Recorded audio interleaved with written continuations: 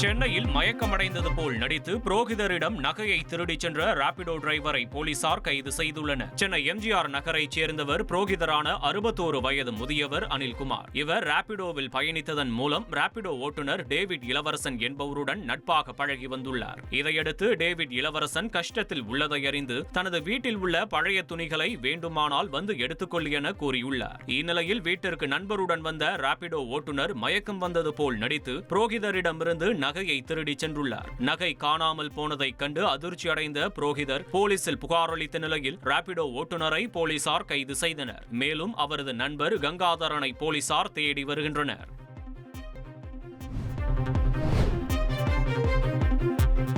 சூலூர் அருகே மது போதையில் இருந்த நபரிடம் ஆக்டிங் டிரைவராக வந்து சொகுசு காரை திருடி சென்ற நபரை காவல்துறையினர் கைது செய்துள்ளனர். திருப்பூர் சாமுண்டிபுரத்தைச் சேர்ந்த அருள்மொழி என்பவர் மது அருந்தி இருந்ததால் தனது காரை ஓட்ட ஆக்டிங் டிரைவரை தேடியுள்ளார். அவரிடம் ஆக்டிங் டிரைவராக அறிமுகப்படுத்திக் கொண்ட சியாஸ் என்பவர் அருள்மொழியை ஏமாற்றி காரை திருடி சென்றுள்ளார். இதுகுறித்து அவர் அளித்த புகாரின் பேரில் வழக்கு பதிவு செய்த கருமத்தம்பட்டி காவல்துறையினர் சியாஸை கைது செய்து காரையும் மீட்டனர். இனி செல்லும் இடமெல்லாம் செய்தி. தந்தி டிவியின் வாட்ஸ்அப் சேனலை ஃபாலோ பண்ணினா செல்லருக்கும் இடமெல்லாம் செய்தி. இதோ QR கோட் இப்பவே ஸ்கேன் பண்ணுங்க, ஃபாலோ பண்ணுங்க.